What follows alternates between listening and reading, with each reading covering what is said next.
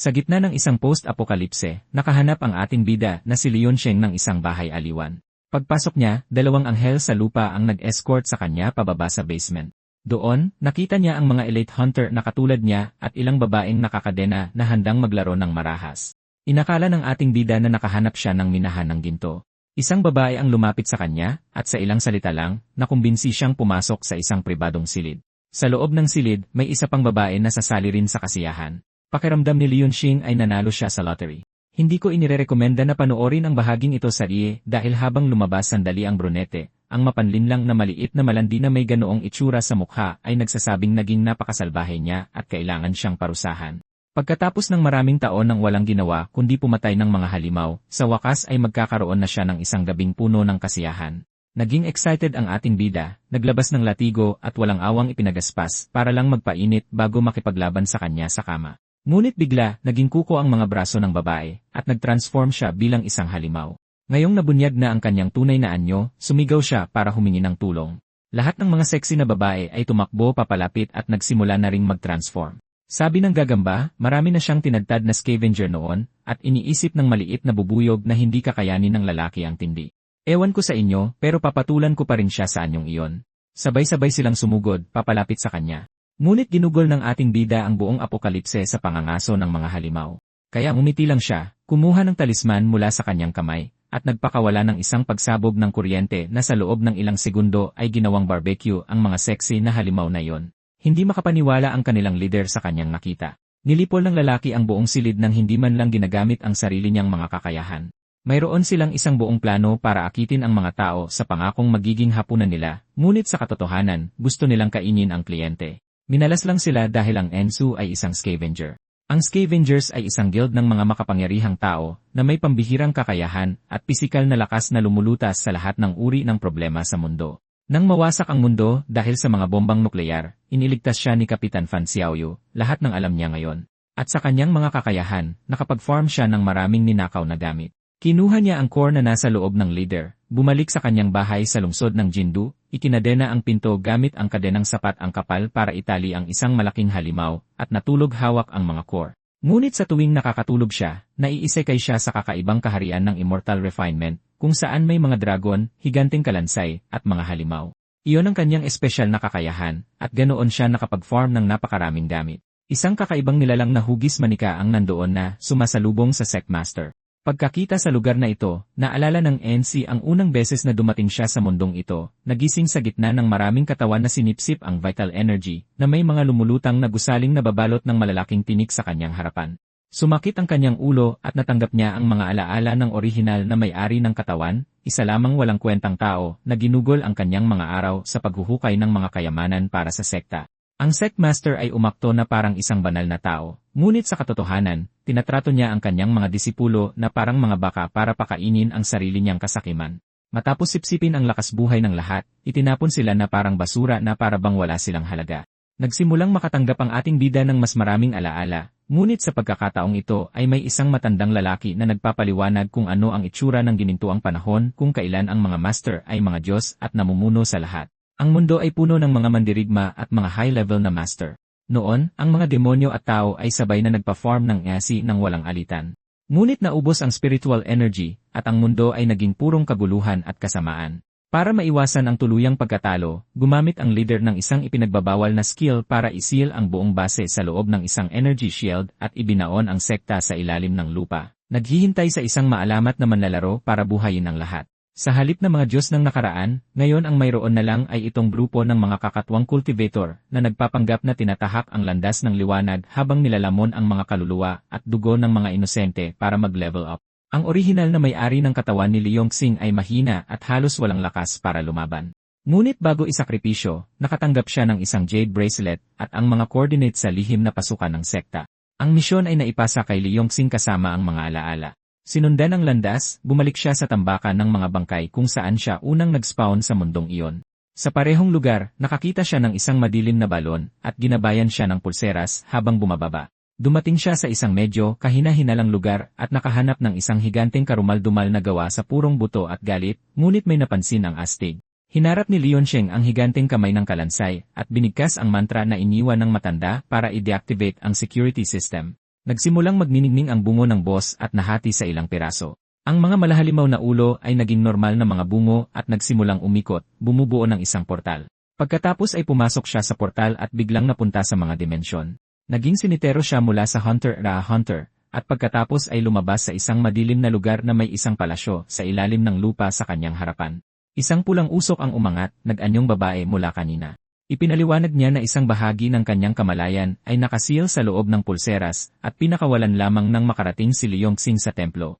Doon, ikinuwento niya ang buong istorya ng orihinal na tagapagtatag, isang henyo na lumikha ng isang cultivation teknike na pinagsama ang lakas ng tao at lakas ng demonyo. Nang salakayin ng mga halimaw ang lahat, hinarap niya ang walang katapusang hukbo ng mag-isa gamit ang dalawang dalaw lamang. Ang una ay pumatay sa halos lahat ng mga demonyo ng sabay-sabay. Gamit ang purong liwanag, ang pangalawa ay gumamit ng mga demonyo para sirain ang iba pang mga demonyo. Kahit na ang hukbo ay walang katapusan. Walang matakasan, isinakripisyo niya ang kanyang sarili para isil ang buong lambak. Bago umalis, ipinadala niya ang jade bracelet na may isang mensahe, umaasa na may darating at magpapatuloy ng pamana. Ngayong nagising na ang munting immortal, opisyal nang naging bagong may-ari ng lugar ang AC. Ngayon naintindihan na niya na ang nuclear energy at spiritual energy ay halos pareho lang. Nagtatanong ang munting immortal kung ano ang nangyayari, ngunit humingi lang ang NC ng lugar para umidlip. Dinala niya siya sa isang pahingahan at nanumpa na poprotektahan niya ang master habang natutulog ito. Ipinikit niya ang kanyang mga mata at nawalan ng malay. Ngunit nang imulat niya muli ang mga ito, bumalik na siya sa sopa sa bahay at kasama niya ang pulseras. Naging isang interdimensional na manlalakbay ang lalaki sa pamamagitan ng pagtulog. Naku, napagtanto ng lalaki na anumang hawak niya kapag nakakatulog siya ay mapupunta sa kabilang mundo kasama niya. Sinubukan niya ang teorya gamit ang isang nuclear crystal, at halos matumba ang munting immortal sa sobrang dalisay ng enerhiya. Ipinaliwanag niya na ito ang nawawalang baterya na kailangan para i-activate ang Cauldron of Rebirth. Ang bagay na iyon ay ang pinaka-op na artifact ng sekta, at ginagamit ito para magbigay ng pisikal na anyo sa mga disipulo na mga kaluluwa lamang. Ang kanilang mga kaluluwa ay nakasil doon sa loob ng 1,000 taon, at ngayon ang ating Ensu ay magkakaroon na ng isang buong hukbo ng mga cultivator na matatawag niyang sarili. Ayaw maghintay ng bata at inutos na i-activate agad ang cauldron, ibinuhos ang buong stock ng mga kristal dito. Nagbiro pa siya na parang nagbubukas ng loot box, ngunit binalaan siya ng munting immortal, magiging magulo na ang mga bagay. Bigla na lang, nagliyab ang cauldron at isang higanteng fire phoenix ang bumangon mula sa abo. Napakabilis ng pangyayari, ngunit hinarang ng ating bida ang atake na parang wala lang. Isang malabong anyo ang lumitaw sa gitna ng apoy, at agad siyang sinunggaban ng AC sa leeg. Ang sexy na babae ay nag-aapoy at hindi maintindihan kung paanong hindi naging barbecue ang lalaki. Agad na pagtanto ng chubby na babae na suot niya ang jade bracelet, at pinanood lang ng AC ang kanyang bagong kakampi. Umatras siya sa pagkalito dahil ang dating master ay namatay na at iniisip kung ang bata ba ang tunay na reinkarnasyon. Nagtanong siya kung bakit siya ipinatawag, at ipinaliwanag ng NC na ang plano ay muling itayo ang sekta at bumalik sa tuktok. Pero sabi niya wala siyang interes sa mga nakakainip na bagay. Tapos nagalit ang maliit at kinagat siya sa ulo para hindi na siya magwala ulit. Galit na galit ang babae at sinabihan ang lahat na magsilayas, sumisigaw na wala nang kumokontrol sa kanya. Ngunit hawak ng NC ang remote control at ginamit ang isinumpang kadena para bigyan ng reality check ang pasaway. Pagkakita sa kadena, tinanong ng maliit kung paano niya natutunang gamitin yon. Napagtanto niya na lahat ng kaluluwa doon ay nakatali sa kanyang pulseras, at nagulat ang munting immortal sa kapangahasan ng bata. Nagbabala siya na ang mga kaluluwang iyon ay pag-aari ng mga demonyo na dating namuno sa lahat, at ang tanging kinatatakutan nila ay ang master. Mukhang naipasa ang pamanang iyon sa Kinhe. Hawak ng NC ang spiritual leash habang sinasabi ng munting immortal sa Catgirl na sabihin ang kanyang pangalan at tungkulin. Sinabi niyang dati siyang isang high-level na forging spirit, ngunit sinabi ng ating bida na kung wala siyang silbi, gagawin siyang pang-recycle ng nuclear crystal.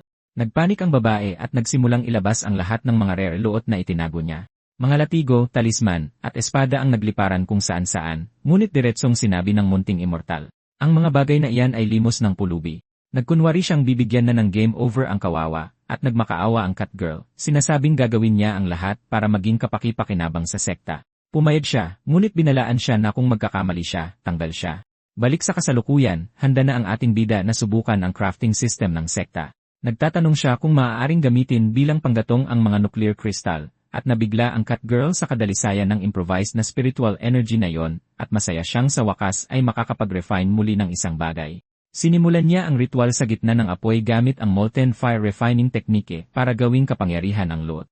Ang resulta ay ang Shadow Falcon Celestial Talisman, at ibinigay niya sa ating NC ang kanyang unang rare item. Iniisip ng NC na medyo ordinaryo lang ang item, at agad na nagtanong kung paano makakakuha ng legendary loot, at ipinaliwanag ng Catgirl na para doon, kailangang napakalaki ng mana investment. Inactivate niya ang turbo mode ng refining technique, at sa pagkakataong ito, ang lumabas ay isang mahiwagang buto. Nakilala ng Little Immortal ang bagay at sinabing top tier ang bunga ng halamang iyon, pero sa sobrang pagod, bigla na lang nawalan ng malay si Firecrow. Kawawa naman, 2 araw nang hindi kumakain at naubos ang lahat ng mana niya sa pagcraft kaya hindi siya iniwan ng bida natin sa sahig at binuhat ang bagong kakampi para magpahinga sa kandungan niya. Magiging maayos din siya. Pero ngayon, may isa na namang bibig na kailangang pakainin ang NC. Napakahimbing ng tulog ng kawawa na kahit ang apocalypse alarm ay hindi siya magigising. Napagtanto ng NC na hindi makakatawid ang mga biological matter sa portal ng magkaibang mundo. Pero bigla siyang nagkaroon ng ideya at nagpasya na ang pinakamagandang gawin ay magsumon pa ng mga tao para tumulong. Hindi masyadong maintindihan ng Little Immortal ang lohika. Pero sino ba siya para questionin ang admin? Nagsimulang yumanig ang Cauldron of Rebirth na parang lumang mixer, at mula sa kawalan, 2 higanting espiritu ang nagsimula ng isang magulong match sa loob nito. Isang dragon laban sa isang lobo, nagsusuntukan ng walang anumang dahilan. Walang pasensya sa gulo ang bida natin at agad na inilabas ang mga kadena sa kisame para paamuin ang 2 bagong waifus. Sa sandaling iyon, sa wakas ay nagising si Firecrow at nakita na hindi nagsayang ng oras ang NC sa pagpasok sa gulo. Agad niyang nakilala ang 2 at nagulat sa kanyang nakikita. Ang bida natin at ang Little Immortal ay tulirong-tuliro. Kaya ipinaliwanag niya na sila ang Dragon Sisters, ang pinakamagaganda sa lumang sekta. Sabi niya, hindi raw magkasundo ang 2 at sikat sa pagiging magkasalungat. Heto na sila, sina Kang Liluli at Kang Mingxia, nakagapos sa mga kadena at punong-puno ng angas. Nawalan ng pasensya ang Little Immortal at sinabihan silang 2 na tumigil sa kalokohan at magpakita ng respeto sa bagong master ng sekta. Nagpasya ang nakasuot ng asul na tingnan kung totoo ngang magaling ang bata at lumapit ng husto na kung ako iyon, makakalimutan ko na ang sarili kong pangalan. Idinulas niya ang kanyang kamay at sinabing, wala pang alam ang bida natin sa mga Taoist teknike at nag-alok na turuan siya ng tinatawag na dual cultivation. Kung pumasok ang nanay mo ngayon, lagot ka. Pero ang kapatid na nakapula ay walang intensyong ibahagi ang master. Ipinagmayabang niya na isa siyang elite assassin at sinabing siya na lang dapat ang opisyal na instructor. Pero sa huli, namula rin siya habang inaalok ang parehong pribadong leksyon tulad kanina. Iminungkahi ni Firecrow na magsuntukan sila para pagpasyahan kung sino ang makakakuha sa master, pero pareho nilang sinabihan siyang lumayas agad. Ubos na ang pasensya ng NC at sinabing ang prioridad ngayon ay solusyonan ang gutom ng lahat. Ipinakita niya sa kanila ang maalamat na buto, at halos matumba si Ming nang makilala niya ang bagay. Ipinaliwanag ni Ming siya na kakaiba ang punong ito, at tumutubo lang ito kung itatanim sa lupang puno ng mga bangkay at masamang enerhiya. Garantisadong divine fruit. Pero para doon, kailangan ng NC ng isinumpang lupa.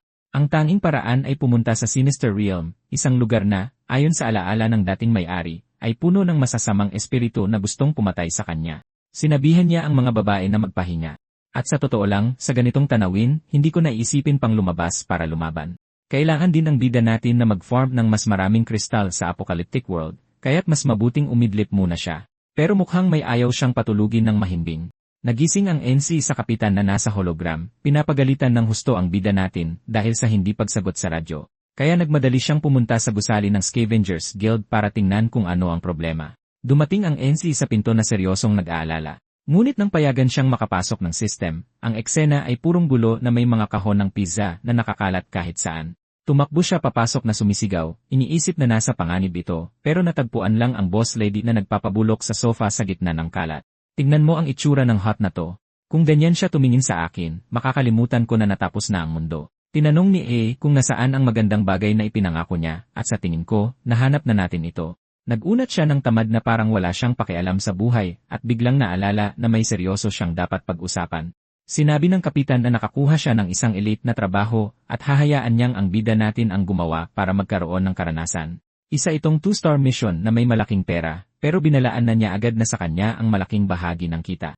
Malaki ang sinasabi niya na dahil nasa pinakamagaling na hunters team siya, imposible siyang mabigo. Na-excite si Ri sa pag-iisip tungkol sa mga upgrade na gagawin niya at nakakuha ng thumbs up na parang, sige, kunin mo sila. Pero nang humingi siya ng pondo para sa mga gastusin, nagbago agad ang ekspresyon niya at nagsimulang sumakit ang bulsa niya. Sinagot niya ito ng isang malinaw na hindi, na may napakakapal na mukha, at sinabing sa kanyang elite na pangangatawan, sayang lang ang pera sa mga armas. Alam ng bida natin na malaki ang kinikita ng mga bigatin sa guild, pero napabuntong hininga lang siya at sinabing masyado pa siyang inosente. Sa ganitong anggulo, mahirap mag-focus sa usapan. Pero ang totoo ay hindi siya gumagastos ni Kusing sa totoong mundo dahil mas gugustuhin niyang ubusin lahat sa bagong konsole at mga skin sa laro. Laking gulat. Ang kapitan ay isang malalang adik sa laro at ang Ensu ay mag-isa pagdating sa pagkuha ng pera. Kahit na, hindi niya tinatanggihan ang mga misyon nito dahil bukod sa pag-farm, alam niyang utang niya ang buhay niya sa baliw na yon. Naging mahirap ang nakaraan ng bida natin. Namatay ang kanyang mga magulang sa gutom at kinailangan niyang maging parang daga sa basura para lang mabuhay. Nahuli siya ng mga raider at sinanay para maging pain, pero naging pagkain ang mga iyon nang umatake ang isang nuclear monster. Nakaligtas ang Ense dahil sa purong himala, siguro dahil hindi man lang siya karapat-dapat na pampagana. Mula noon, puro na lang matinding survival mode. Iniiwasan ang lahat ng sumusubok na burahin siya sa mundo hanggang sa makasalubong niya ang isang kawan ng mga halimaw na walang nakakaligtas para magkwento. Noong akala niya katapusan na, dumating ang kapitan at iniligtas ang araw dahil lang nakaharang ang mga halimaw sa kanyang ranked match. Kinuha ng kapitan ang bata sa kwelyo na parang isang sako ng patatas at sinabihan siyang manatili sa isang sulok at manood habang nag-charge siya ng suntok na mas maliwanag pa sa isang gaming monitor. At pagkatapos noon, nakita niyang mahirap patayin ang bata at inimbita siyang sumali sa squad. Balik sa kasalukuyan, dumating ang NC sakay ng motorsiklo sa Research Institute kung saan naghihintay na si Dr. Shu at ang Welcome Committee. Binati ni Dr. Shu ang bida natin ng buong galang at agad siyang dinala sa loob para tapusin ang kontrata sa isang mas na lugar. Ang cutie na nagsiserve ng tsaa ay bonus na hindi ko rereklamuhan, pero ang gusto lang malaman ng NC ay ang mga detalye ng misyon. Nagsimula ang doktor sa kanyang sales talk, sinasabing ang lugar ay isang charity organization na nagsisilbing tahanan para sa mga beastmen na itinakwil ng lipunan. Ipinakita niya na ang mga taong ito ay tinutugis na parang mga hayop dahil sa purong diskriminasyon at ang kanyang layunin ay alisin ang kanilang mga gen ng hayop at gawin silang tao muli. Maayos ang lahat hanggang sa isang malaking problema ang lumitaw para sirain ang lahat. Isang nuclear monster ang nagpasyang palibutan ang institute at ngayon walang makakapasok o makakalabas. Ngunit sa gitna ng paliwanag, halos gumuho ang kisame dahil sa isang kakaibang pagbagsak. Nagpanik ng husto si Dr. Shu dahil bumalik ang nilalang, pero tumalon na palabas ang bida natin at sinabihan ang lahat na magtago. Nagsasayang lang ng bala ang mga gwardya sa labas. At nang makita ng SC kung gaano kalaki ang gulo, halos matigilan siya. Isa itong higanteng tita na ahas. Seryosong nagsinungaling ang kapitan tungkol sa level ng misyon na ito. Baluti ang mga kaliskis ng nilalang, kaya ang plano ngayon ay ilayo ang galit nito sa base. Dumaan siya sa isang gwardiya at nakihiram ng granada, pero inubos ni Ri ang buong stock ng lalaki at iniwan siyang tulala. Ibinato niya ang regalo diretsyo sa mukha ng pesteng iyon para makuha ang atensyon nito. Tinamaan ito sa mismong nguso at agad na pinaharurot ng bida natin ang motorsiklo para isama ito sa isang biyahe. Napuno ng galit ang halimaw at sinundan ang SC diretsyo sa ilalim ng kanyon. Nagliliparan ang mga granada kahit saan. At halos maiyak sa tuwa ang bata dahil nakakagastos siya ng bala na hindi galing sa sarili niyang bulsa. Inihanda na niya ang labanan sa Chaos Canyon at sinabihan ang ahas na tanggapin ang espesyal na gift combo na ito. Napalibutan siya ng mga pampasabog sa lahat ng panig at opisyal nang nagsimula ang reptile barbecue. Nag-charge na ang NC para sa susunod niyang atake gamit ang enerhiya ng granada at sumugod na may kidlat na hiwa. Dumiretso ang hiwa niya sa katawan ng ahas na may kasamang kuryente. Ngunit nang lumapag siya, sa pag-aakalang natapos na niya ito, napansin niya ang isang kakaibang berdeng liwanag na nanggagaling sa sugat. Nagsimulang magsara ang sugat sa bilis ng liwanag, at sa loob ng ilang segundo, mukhang walang nangyari sa halimaw. Natulala ang bida natin sa sobrang healing factor ng babaeng ito. Hindi man lang siya binigyan ng ahas ng pagkakataong huminga, at agad na nagbuga ng kamandag para ipakita na marumi siyang lumaban. Nagrereklamo ang NC na marumi lumaban ang halimaw dahil ang berdeng spray na yon ay purong asido. Natutunaw ng bagay na yon ang lahat sa loob ng ilang segundo, at nawasak ang puso ng bida natin habang pinapanood ang kanyang scooter na nasisira. Ngayon ay seryosohan na ang laban ng halimaw, at kailangan ng gamitin ng NC ang kanyang alas, ang Blue Shadow Falcon Talisman. Sa bagong peris ng pakpak na ito, nagpa siya si Ri na tapos na ang laro. Sumisid siya pababa na parang isang guided missile na nakatuon sa paggawa sa halimaw na ito na isang tumpok ng elite crystal. Tumagos ang atake sa ahas at iniwan itong butas-butas. Sumisigaw sa sakit ang halimaw at sinasabi na ng bida natin na tapos na ang party. Pero bigla niyang napansin ang isang kakaibang bagay, umiiyak ang higanteng ahas. Nag-alinlangan siya sandali, at nang mawala ang usok, ang halimaw ay naging isang babaeng ahas. Kung ako yan, susuko na lang ako agad para matapos ang misyon. Nalaman niyang isa siyang beast human na may kamalayan, pero trabaho ay trabaho, at hindi siya pwedeng mag-atubili. Misyon natapos. Ang natira na lang ay ang buntot ng halimaw para patunay. Naiwan doon ang buntot ng babae, at agad na pinadalhan ni Dr. Shu ang ating bida ng 20,000 dollars. Naghihinala ang NC kung bakit may napakalaking halimaw na lumitaw sa isang mapayapang lugar, pero binaliwala ito ng doktor, sinabing palaging naliligaw ang mga tangang halimaw. Para tulungan siyang mag-relax, inalok siya ng 2 espesyal na tulong, pero hindi tanga ang ating bida at tinanong kung sinusubukan ba siyang i-frame ng doktor sa illegal na setup na ito. Nanumpa ang lalaki na dahil lang ito sa pasasalamat, kaya hiniling ni Ri na tipunin niya lahat ng katulong ng instituto, at nagmamadaling umalis ang doktor para ihanda ang party, iniisip na isa siyang halimaw. Tinipon ng ating bida ang buong harem para siguraduhin kumpleto ang lineup, at sinabi nilang handa na silang maglingkod. Kung ako yan, dito na magtatapos ang video. Pero sinabi ng NC na hindi niya feel ang vibe at ginamit ang isa pang anting-anting, kinuryente ang harem habang tumataka si Dr. Shu papunta sa kakatwang experiment lab. Mayroong buong koleksyon ng mga nakapreserbang waifu ang baliw. Nakarating siya sa pangunahing tangke at nagsimulang kausapin ang mga mutant na parang isang mapagmahal na ama. Pero nakasunod na sa kanya ang ating bida at sinubukan siyang paalisin ng doktor sa server sa pamamagitan ng pagsigaw. Sawa na ang NC sa kalokohan at pinatumba ang matanda sa isang suntok. Natanggalan pa ng ngipin ang lalaki pero pinakitang pinindot na niya ang panic button para tumawag ng backup. Pinahabol ng doktor ang mga katulong sa kanya pero pinakita ng NC na sinira na niya ang mga kwelyo ng lahat. Tuluyang nag-short circuit ang matanda sa kinatatayuan niya. Ngayon ang harem niya ay naging bagong squad na ng ating bida at alam na niyang front lang ang instituto para sa pagkidnap ng mga babae at pagpapahirap sa lahat. Ginamit niya ang mga kawawang babae bilang test subjects para sa mga ipinagbabawal na eksperimento. Bumaliktad na ang sitwasyon, at uhaw sa paghihiganti ang mga babae, habang sinusubukang gamitin ng doktor ang malungkot na flashback, nanunumpa na minsan niyang gustong iligtas ang mga hybrid na babae mula sa pang-aapi. Noong araw, astig ang matanda at dinadaan niya sa dahas ang lahat, binubugbog ang sinumang umaapi sa mga hybrid. Itinuring niya ang sarili bilang isang tagapagligtas at nag-ampo ng isang buong ampunan ng mga beast folk para subukang tumulong. Henyo ang lalaki at malapit nang malaman ang paraan para gawing tao ang lahat, pero biglang pumalpak ang lahat. Isa sa mga halimaw ang nagwala at ginawang katayan ng lugar. Namatay ang asawa niya at ang anak niyang babae ay nag-agaw buhay. Para mapanatiling buhay ang bata, napakalaki ng gastos, kaya ipinagbili niya ang kanyang kaluluwa sa mafia na ito para mabayaran ang mga gastusin. Naging dalubhasa ang lalaki sa ipinagbabawal na alchemy at nagsimulang kumita ng maruming pera sa pagbebenta ng esensya ng kawawang babae sa black market. Ang huling plano ay pagsamahin ang genes ng isang halimaw sa kanyang anak para bigyan ito ng pangalawang buhay. Pero ang paghahanap ng katugma ay parang pagkuha ng isang legendary drop na may 0.1% tsansa. Pagkatapos ay nakahanap siya ng isa na perpektong katugma. Siya ang kulang na piraso. Pero bago niya matapos ang proseso, sumalakay ang ahas na yon sa lobby. Ngayon, malinaw na kung bakit desperado ang matanda na linisin ng NC ang mapa. Kahit bungina, nakangisi pa rin na parang baliw ang manyak, dahil malinaw na ang daan para simulan niya ang huling eksperimento. Kinumpirma ito ng system, at nagsimula na ang ipinagbabawal na ritual ng pagpapatawag. Naging parang rave ng radiation at berdeng enerhiya ang lab, at sinabihan ng ating bida ang mga katulong na iligtas ang iba pang kawawang babae, dahil kung puputulin nila ang kuryente ngayon, tapos na ang buong server.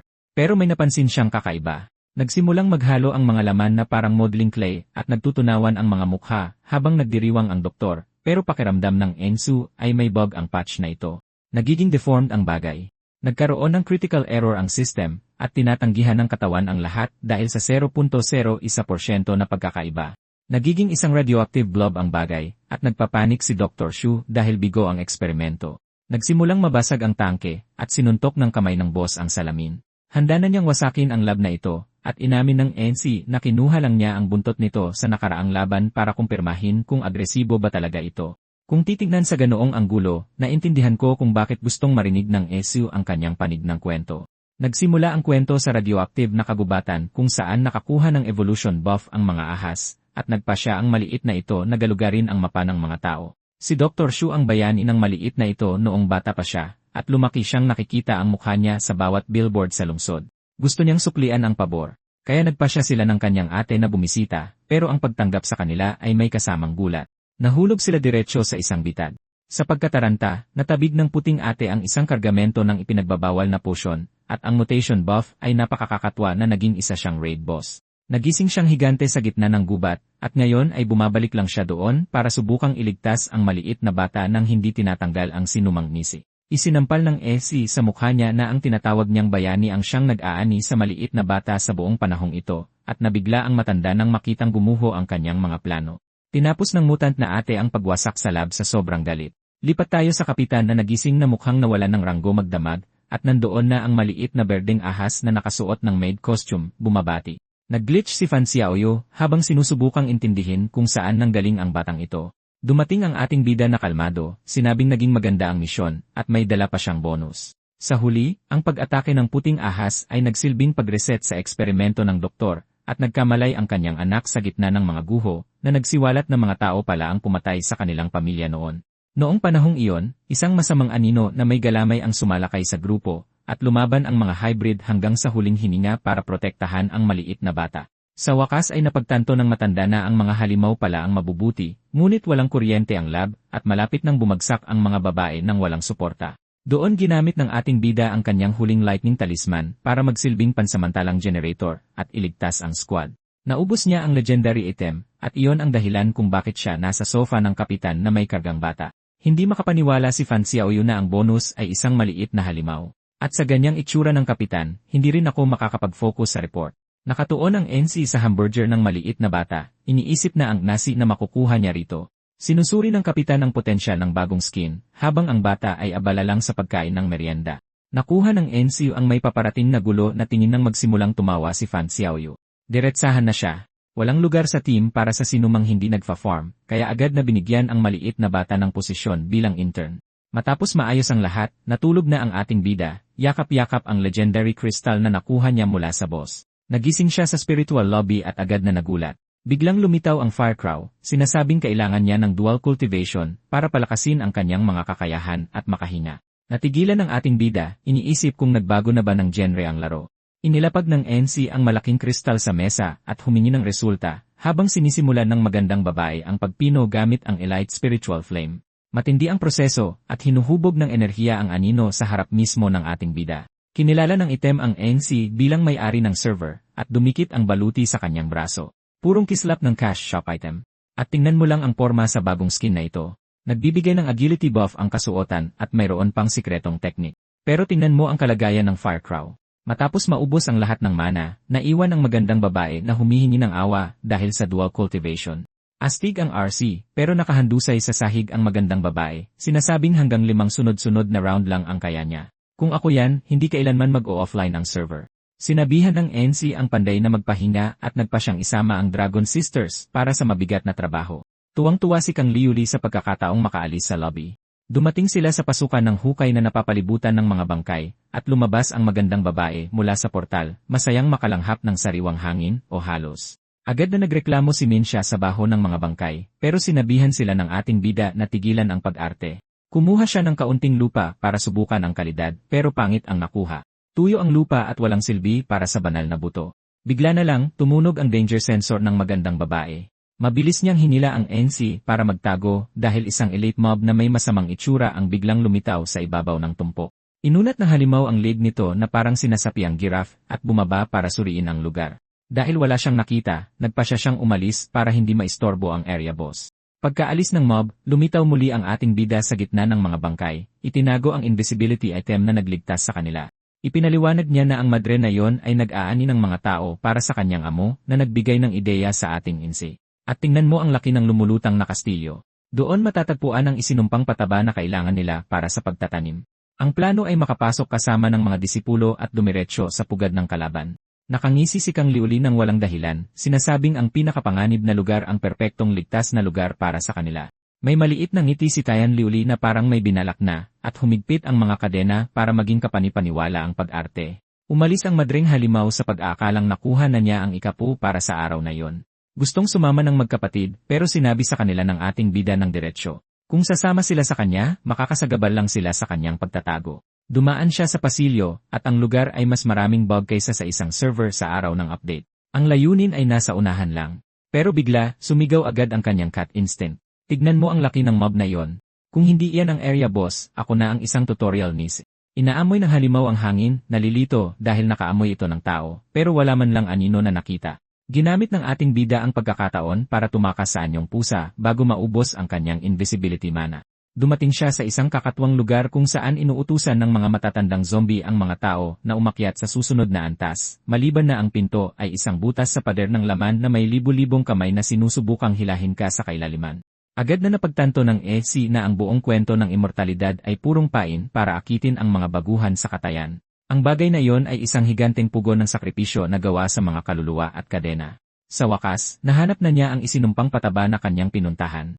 Sinimulang kolektahin ng pusa ang item, pero nakaramdam ito ng espiritual na apoy na sabay na nakakapaso at nakakapagpayelo. Bigla na lang, nawalan ng balanse ang nilalang at nagsimulang lumutang labag sa kanyang kalooban. Hinihila ng pugon ang kanyang kaluluwa papasok, at ang ating bida ay lubos na nagpanik. Naging masama ang sitwasyon para sa kuting. Naubos ang kanyang katmana sa pinakamasamang posibleng sandali, at bumalik ang ating bida sa kanyang orihinal na katawan. Gulat na gulat siya. Ang pagsipsip mula sa toreng ito ay sobrang lakas, at kung hindi siya kikilos ngayon, magiging panggatong siya para sa pugon. Ngunit sa gitna ng kaguluhan, nakakita ang NC ng ibang klase ng kislap. Isang babaeng multo ang biglang lumitaw, nagtatanong kung nakikita niya ito. Natigilan ang ating bida. Paanong may isang kaluluwa na nakatambay lang doon nang hindi dinadalisay? Sinabihan niya itong manahimik dahil napapansin ng area boss ang anumang dalaw. Inihayag niya na siya ang espiritu ng pugon at agad na nag-alok sa ating NC ng isang kasunduan. Tila, gusto niyang tumakas, at ang ating bida ang kanyang tiket para makalabas. Nagpakilala ang babae bilang si Zhao Jing at sinabing dati siyang pinakapambihirang item ng isang sekta na ginagawang nas pills ang mga halimaw. Nagbibigay ang bagay na yon ng napakalakas na buffs at maging mga banal na kakayahan. Pero tapos na ang kanyang mga araw ng kaluwalhasyan, at napasakamay siya ng isang mataas na ranggong kontrabida. Ang tinatawag na ancestor na iyon ay isinara ang kawawang babae gamit ang isang banal na karayom para mag-ani ng masasamang pildoras. Pagod na siya sa buhay na ito bilang isang espiritual na alipin at nangangako siyang magiging opisyal na suporta ng ating bida kung palalayain niya ito. Natigilan ang NC sa alok.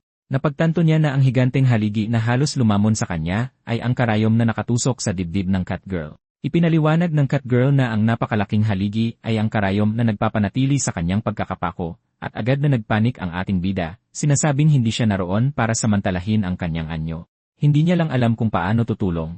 Kumislap ang selyo sa kanyang sinturon, at hinawakan niya si Zhao Jing para hindi ito mahigop pabalik sa gitna ng pugon. Naging seryoso ang ating bida at nagpatawag ng isang malilim na mekanikal na braso para tumulong. Nagpatawag siya ng isang higanteng maalamat na espada mula mismo sa kanyang inventaryo, at bumagsak ito, winawasak ang masasamang kadena. Nakatutok ang kanyang mga mata sa loob. Para tapusin ang trabaho, inilabas ng EC ang latigo ng katotohanan at sinimulang siluin ang haligi para bunutin ang higanteng tinik sa kanyang braso. Nasa limitasyon na ang ating bida, at nagsisimula ng mag-alala si Xiao Jing, pero inilabas niya ang buff pill na pinino ni Firecrow.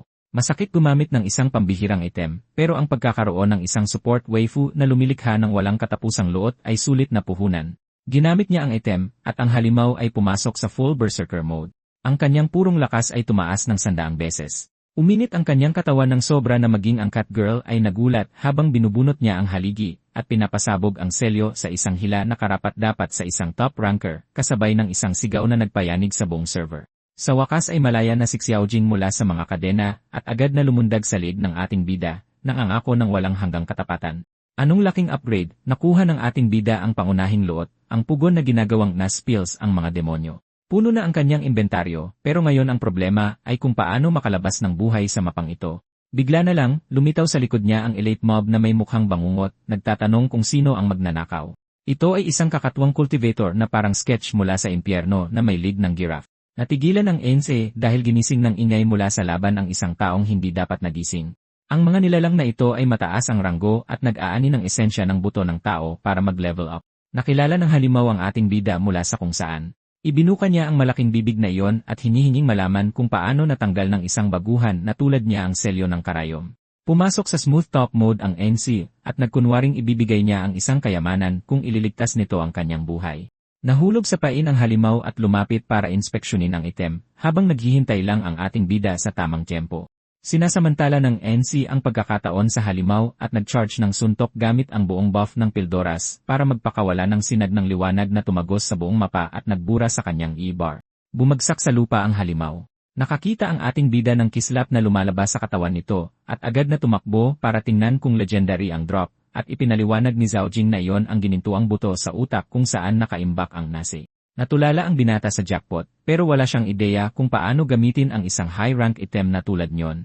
Kaya agad na hinila ng multong kuting ang buto papunta sa kanya, at tinanggap na lang ng NC na sa kanya na ngayon ang loot. Nawala na ang epekto ng buff, pero ang misyon ay isang ganap na tagumpay. Nakuha na ang pataba at may bonus pang item sa bag. Bumalik siya sa anyong pusa para tahimik na tumakas at makipagkita sa natitirang bahagi ng koponan. Ang natira na lang ay ang labi ng halimaw sa lupa, at namatay ito nang hindi nauunawaan kung paano siya natalo ng isang baguhan. Ang kaluluwa ng halimaw ay naging isang kakatwang langaw na nanunumpa ng paghihiganti habang lumilipad ito sa paghahanap ng bagong katawan. Sa lobby, board na board ang Dragon Sisters, naghihintay sa pagbabalik ng ating bida mula sa pagfa-farm. Napansin ni Ming Xia ang pagdating ng nilalang at agad na naghanda para durugin ang nanghihimasok, ngunit umiwas ang nilalang at nagpasya na ang katawan ni Liuli ang magiging bago nitong balat. Dumapo ang langaw sa pisngi ng kuting at hindi pinalampas ng kapatid niya ang pagkakataong sampalin ito ng malakas sa mukha.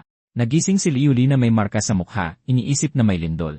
Natigilan si Min Xia, iniisip na napasok sa malaking gulo ang master, at nagsimula na ang laban, pero agad itong tinawag ni Liuli. Kakaiba ang kanyang kilos at itinatago niya ang drop ng langaw. Nandoon ulit ang nilalang na sumisigaw sa takot.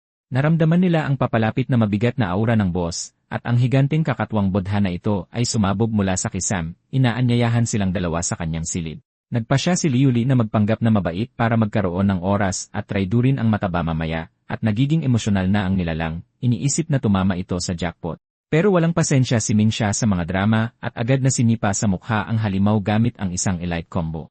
Gulat ang kanyang kapatid sa kakulangan ng diskarte, pero ang tanging pakialam ng redhead ay durugin ang boss. Tinanggap ni Liuli na basura ang kanilang cultivation at nagpasya siyang umasa sa mga cash shop item na ibinigay sa kanila ng AC. Agad na kinuha ni Ming Xia ang isang granada, iniisip na ito ay isang healing item, at na-hypnotize sa pildoras ng immortalidad na mas kumikinang pa sa isang legendary skin. Hinayaan siya ng kanyang kapatid na manatili sa mga pampasabog habang siya ay nakatuon sa pana at palaso. Tuwang-tuwa ang redhead sa kanyang bagong laruan, pero tiyak na hindi nagustuhan ni Chubby na masipa, at ang kanyang mata ay nagniningning na sa galit. Pumasok ang nilalang sa phase 2 at nagkaroon ng mga braso kahit saan, na parang isang bugs na raid boss. Napagtanto nilang dalawa na naging seryoso ang mga bagay nang magbukas ang halimaw ng isang bunganga kung saan dapat ang bibig nito, handang lamunin ang buong server. Sinabihan ni Ming Xia si Liuli na umalis at hanapin ang Ensil habang hawak niya ang agro ng boss. Naging emosyonal si Liuli na nagbabala na hindi maaaring mamatay ang kanyang kapatid bago makaganti para sa sampal na yon.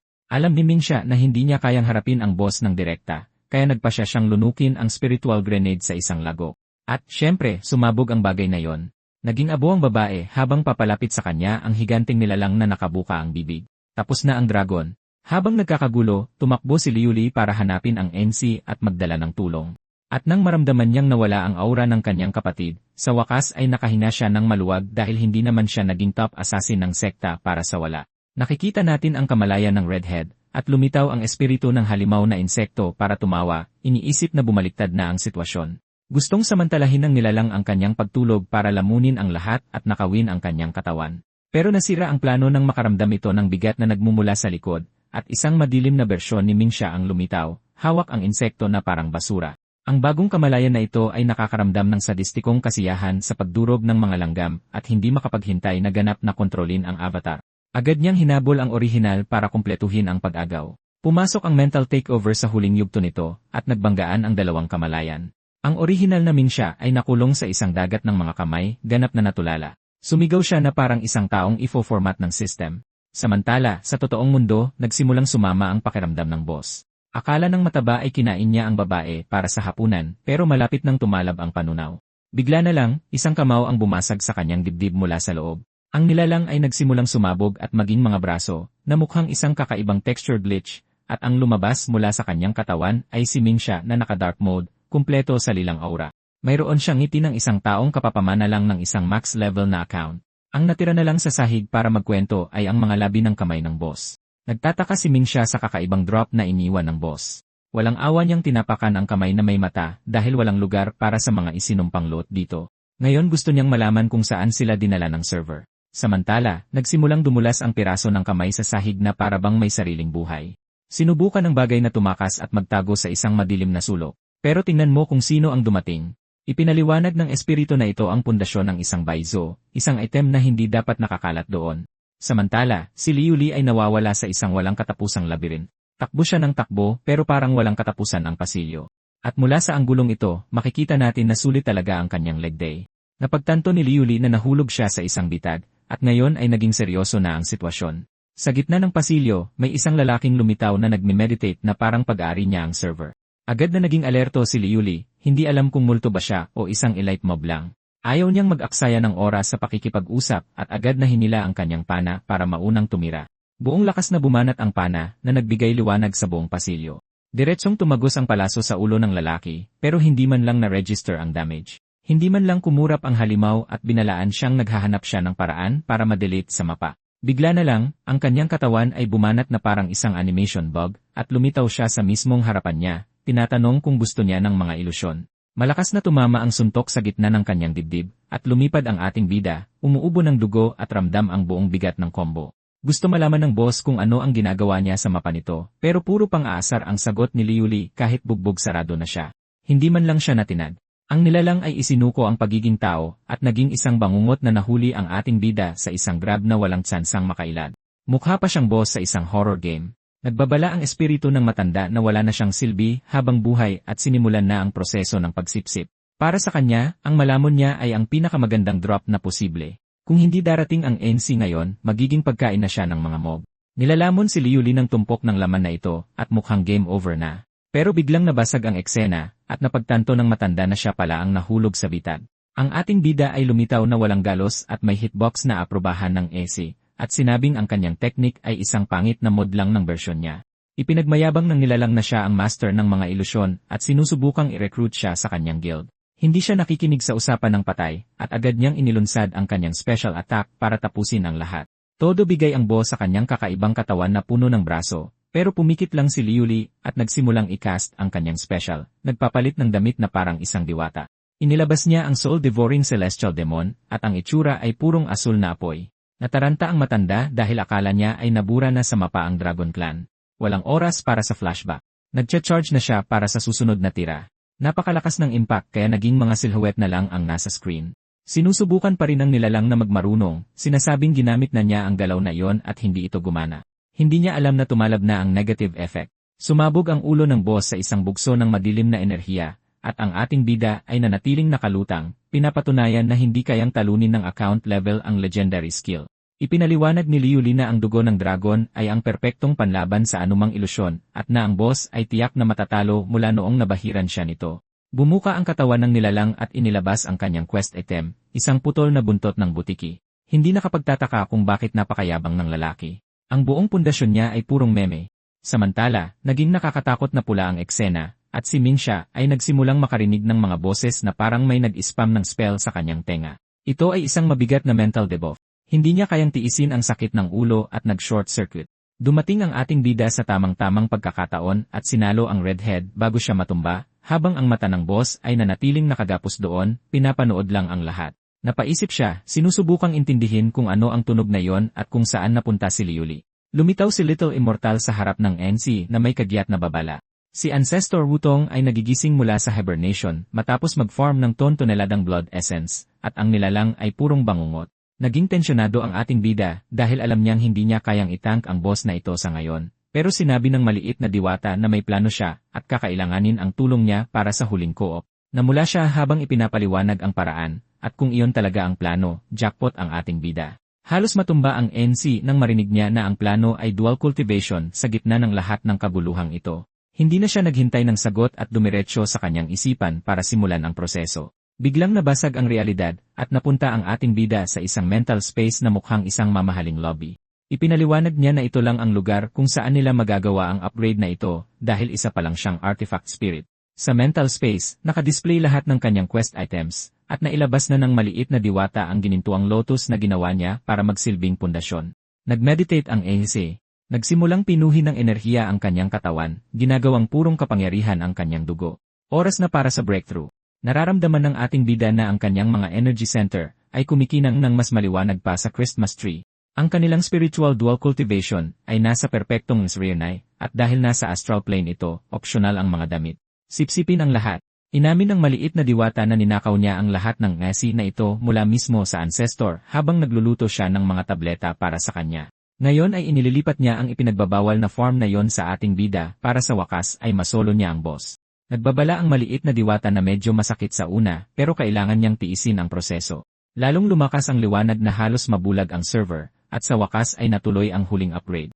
Pabalik sa realidad, ang katawan ng NC ay lumulutang na naka-autopilot habang sinusubukang tumakas ng natitira sa boss. Ang nilalang ay isang matalang sa isang maruming kamay.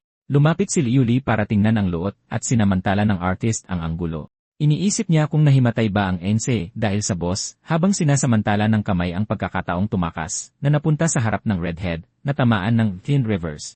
Habang sinusubukang intindihin ng magkapatid kung ano ang nangyari, ang ating bida ay nasa panaginip, nananaginip tungkol sa cultivation na katatapos lang. Nagsimulang umiyak ng dugo ang langit sa anyo ng mga rune, at anumang pakiramdam ng kapayapaan ay biglang nawala. Tumingala si Mingxia at agad naramdaman na ang susunod na mob ay world level. Bigla na lang, isang nakabibinging tunog ang nagsimulang magprito sa utak ng redhead, at pati na rin ng ating babaeng asul. Mula sa mga anino ay lumitaw ang isang astral projection, napakalaki, at gustong malaman ng nilalang kung sinong daga ang nangahas na istorbohin ang kanyang pagme-meditate. Alam ni Liu Li na wala pa ring malay ang NC at iniisip kung sapat ba ang natitira sa kanya at sa kanyang mga kapatid para mapanatili ang agro. Nagpasya siyang hindi opsyon ang pag-atras. Pinagsama ng magkapatid ang natitirang lakas nila sa isang combo ng apoy para subukang hindi ma-one-shot at tinamaan nila ang halimaw sa gitna. Pero agad ding naghilom ang sugat. Pero bumaba ang astral na kamay na parang bulalakaw. Sinabi ng boss na wala ng takas at dudurugin niya silang dalawa hanggang maging alikabok. Parating na ang impact para sa huling one-hit kill. Tanggap na ni Liu Li ang game over at nagbiro pa tungkol sa pagbabayad utang sa susunod na buhay. Pero biglang dumating ang ating bida na naka-activate ang bagong buff. Nagpakawala siya ng uppercut na sumira sa lahat ng bigat ng atake, at hindi kinaya ng kamay ng boss ang damage mula kay Ray. Sinusubukan pa ring magmayabang ng ancestor, tinatawag na langgam ang NC at sinuntok siya. Brutal ang impact pero wala doon si Ray. Kaya sinimulan siyang hanapin ng boss, sinasabing hindi siya makakatakas. Gulat na gulat si Mingxia sa bagong aura ng NC. At hindi maintindihan ni Liu Li kung paano niya naabot ang core formation ng napakabilis. Sinabi ng ating bida na mahabang kwento ito at nagbabala na dapat bumalik na ang lahat sa hideout bago mag-reset ang mapa. Sinabi ng NC na kailangan nilang takpan ang hukay na yon gamit ang isang katawan, pero nagbabala si Liu Li na yon lang ay hindi sasalo sa problema at kailangan nila ng isang selyo. Agad siyang lumipat sa support build at nagsimulang mag-cast ng illusion skill na nagiging sanhi ng paghila sa mga bangkay sa lupa patungo sa pasukan ng butas hanggang sa tuluyang maharangan ng tumpok ng buto ang daanan. Pabalik sa base, napansin ng ating bida ang isang kakaibang galaw at natigilan siya. May isang maliit na asul na nilalang na binubuli ng ilang uwak at ang kawawang nilalang ay sumisigaw sa takot habang sinusubukang iwasan ang mga tok ng ibon hanggang sa may nagsabi sa lahat na tigilan na ang kalokohan.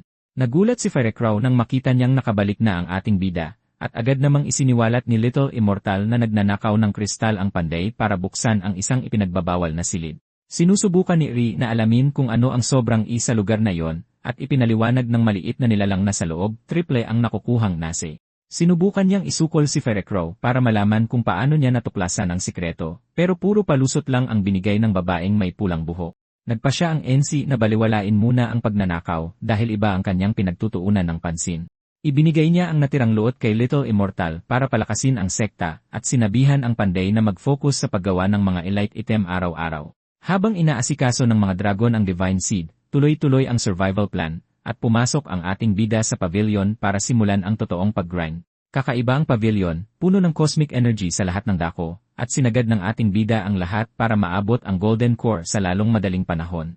Huminga siya ng malalim, pero biglang nagbago ang mood, at nakita natin ang isang masamang boss na pinapagalitan ang disipulong pumalpak, sinasabing malala ang pagkakamali, pero may paraan pa para ayusin ang pinsala. Nagpatawag siya ng isang kakaibang uod ng alupihan, at ipinaliwanag na ang tinatawag na calamity centipede na ito ang magsisilbing pangrebuot sa katawan ng lalaki. Nagsimulang sumanib ang nilalang sa laman ng lalaki sa isang napakapangit na paraan, at ang resulta ay isang ganap na glitched out na avatar na natatakpan ng mga mata sa buong katawan nito. Sabi ng boss, paubos na ang oras at ang kanyang misyon ngayon ay tugisin ang ating NC. Samantala, itong scavenger ay lumilipad na parang rocket, akala mo kung sino dahil gumastos siya ng malaki sa isang segunda manong jetpack. Pero lumitaw ang ating bida sa likod niya, nakasurf sa isang lumilipad na espada, at halos atakihin sa puso ang lalaki.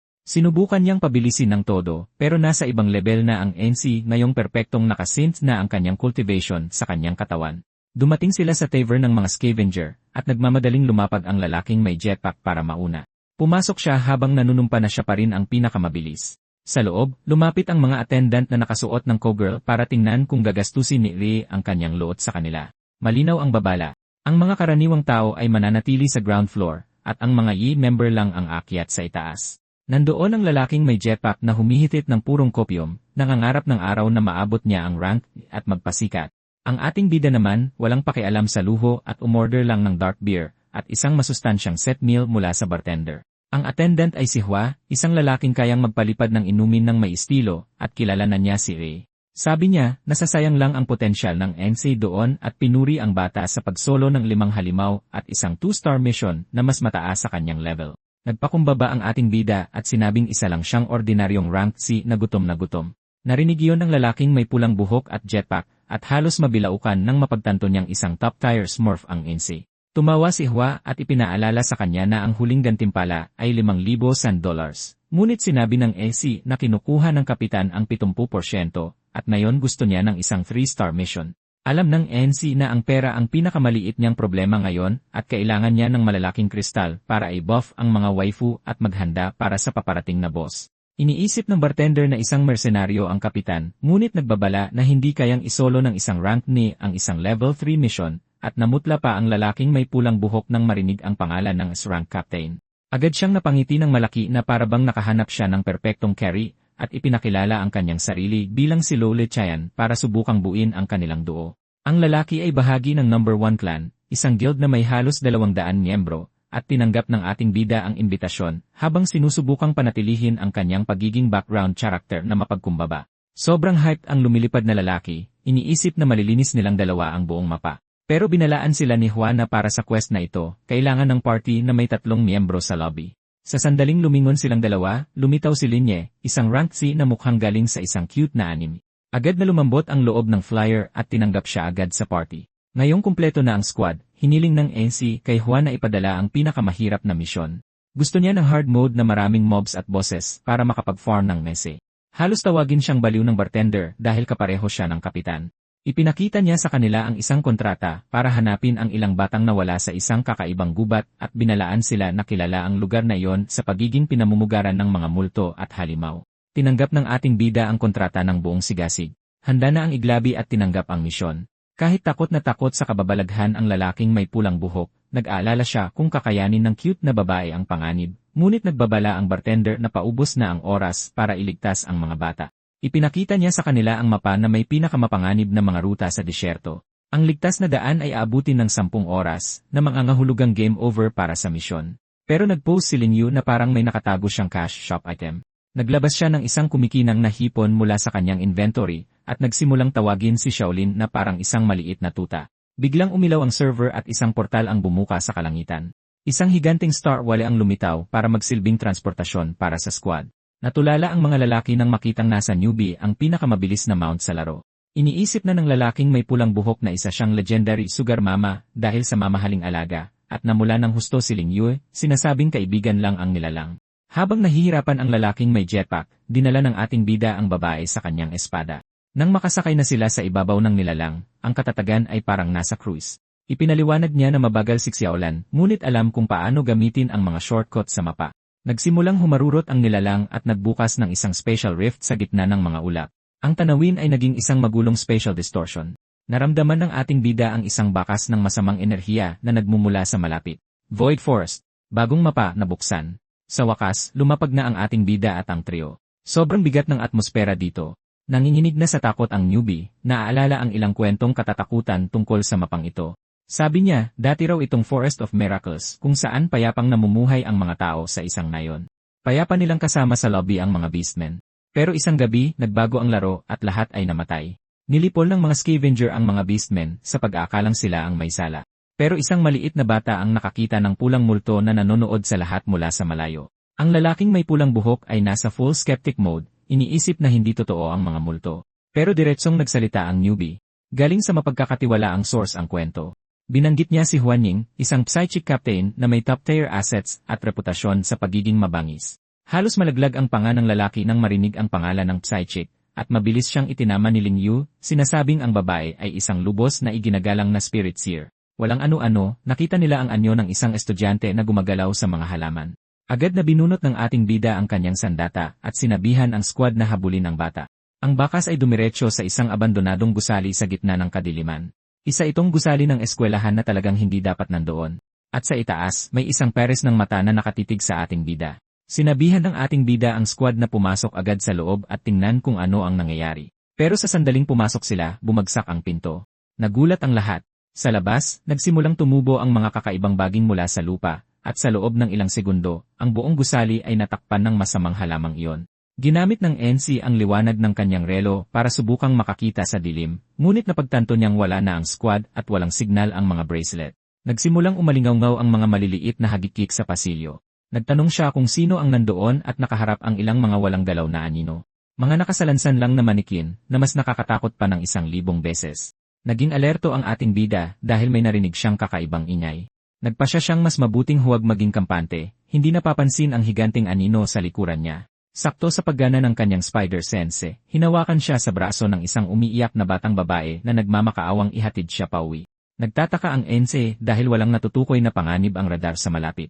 Walang signal ng mob. Sinubukan niyang pakalmahin ang bata at tinanong kung paano siya napunta sa mapang ito. Sabi niya, nasa klase siya nang lumitaw ang isang multo at nagsimulang magtakbuhan ang lahat.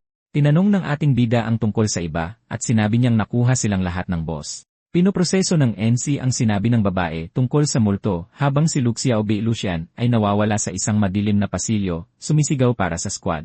Walang ano-ano, nakarinig siya ng isang kakaibang awit na wala sa script at nagpa siyang pumasok sa isang silid para tingnan kung ang tunog ay galing sa boss o sa isang miss. Nakita niya ang maliliit na kamay na magkakakapit sa isang ganap na horror movie vibe. At naging nakakatakot ang lobby dahil sa mga batang kumakanta sa dilim. Sa sahig, nakita niya si Lingyu na walang malay at napapalibutan ng mga siraulong bata. Nag-berserk mode ang lalaking may pulang buhok para iligtas ang kanyang kakampi. Inilabas ng mga bata ang mga mukha ng mob na may nakakakilabot ng ngiti, at nagpakawala siya ng malakas na hiwa para tingnan kung kaya niyang burahin ang lahat ng multo ng sabay-sabay. Pagkatapos niyang ubusin silang lahat, napagtanto niyang mga isinumpang straw doll lang pala ang mga iyon. Tumakbo ang ating bida para tulungan si Linyue na sa wakas ay nagising na. Nagising siyang medyo nalilito, tinatawag si Tayan at hindi maintindihan kung paano siya napunta sa kakatuwang lugar na ito. Ipinaliwanag ng redhead na nakasalubong niya ang multo at sinamantala ang pagkakataong maging bayani. Agad tinanggap ng baguhan ng protection buff sa pamamagitan ng isang yakap na iniwan si Ri na tulala habang may kakatuwang tawa na umaalingaw-ngaw sa paligid. Nagbago ang mukha ng babae at naging isang bangungot at sinimulang sipsipin ng mga itim na galamay ang gi ng redhead. Kawawang nilalang. Ang buong bagay ay naging isang magulong kumpol ng mga ugat habang lumilipat ang eksena sa ibang pasilyo. Ang totoong si Linyu ay naglalakad-lakad mag-isa at sinusubukang kausapin ang kapitan, ngunit hindi nagtagumpay. Bigla na lang may mga yabag. Lumitaw si Li Yunsheng na nagsasabing nahanap na niya ito, pero nag-glitch ang babae dahil dalawa na sila sa screen.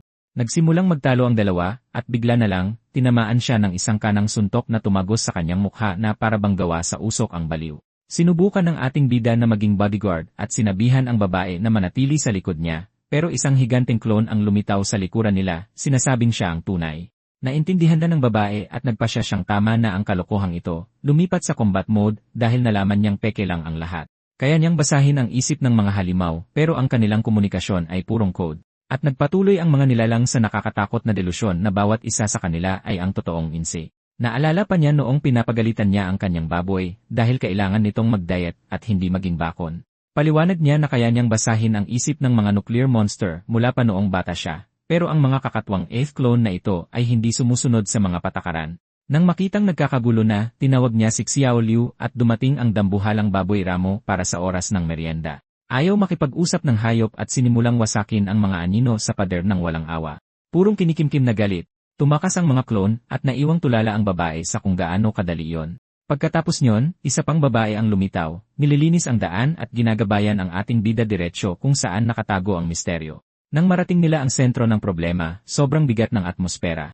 Nagsimulang umiyak ang maliit na babae at nagmakaawa sa ating bida na iligtas ang lahat. Ngunit nakita na ito ng NC at tinigpas siya ng walang pag-aalinlangan. Napagtanto niyang wala man lang bahid ng kaluluwa ang babae, kaya ang buong plano ay para lang akitin siya sa bitag na ito. Pumasok ang ating bida sa lungga na nag-aalab ang kanyang aura, at nakita niyang nakakulong ang mga bata sa mga kokoon, kabilang ang isang pamilyar na mukha. Pero ayaw ng may-ari ng bahay ng mga bisita, at nagpilipit ang mga ugat upang lumikha ng isang dambuhalang halimaw na nagmukhang laruan ang NC sa paghahambing. Sinubukan siyang durugin ng nilalang, ngunit matalas ang reflexes ng ating bida, at agad siyang nagpakawala ng isang aura slash upang gumawa ng daan. Sinimulan niyang hiwain ang mga kokoon sa kisem, at bumagsak ang redhead sa sahig na lubos na nalilito. Habang hinaharap ng NC ang bundok ng mga ugat, nagbabala siya na nasa loob sila ng tiyan ng nilalang at sinabihan ang lalaki na iligtas ang iba. Halos atakihin sa puso ang lalaki, iniisip na nakakita siya ng multo at naiwang tulala sa antas ng kapangyarihan ng ating bida. Pero wala man lang oras para huminga dahil kaya nang nilalang na basahin ang isip at kopyahin ang anumang trauma na mayroon sila. Hindi lang kinokopya ng nilalang ang nakikita nito, hinuhukay nito ang trauma sa isip ng mga tao, ngunit muling lumitaw si Ling Yue kasama ang kanyang baboy ramo upang pantayin ang laban. Sumugod ang hayop, tinatapakan ang mga ugat ng buong lakas, at walang ideya ang redhead kung ano ang iisipin sa mutant na baboy na ito na mukhang napakatibay. Nagsasaya ang babae habang nakasakay sa hayop, para bang namamasyal lang siya sa parke. Sa labas, pinapanood ng tunay na puppet master ang gusali na nilalamon at sinasabing dumating na sa wakas ang mga sustansya. Inactivate ng kontrabidang may mukhang galaksi ang kanyang huling plano, na nagsimulang paliitin ang buong gusali at durugin ang lahat sa loob. Kahit ang avatar ng ating bida ay hindi nakaligtas sa pagkakasakal ng bundok ng mga ugat na yon. Ipinaliwanag ng baliw na ginugol niya ang 100 taon sa pag-aalaga ng kakatwang nuclear tree na ito, hinihintay itong sumibol upang sa wakas ay makuha niya ang mga resulta. Mukhang isang malaking bombilya ang puno sa gitna ng gubat, at tinitingnan na niya ang bunga na mas mukhang isang mutant na utak. Sobrang excited niya, sinasabing isang araw lang ang kailangan ng puno para mamunga, at kahit mamatay ito pagkatapos, sulit ang pagsisikap dahil sa dose-dose ng bunga.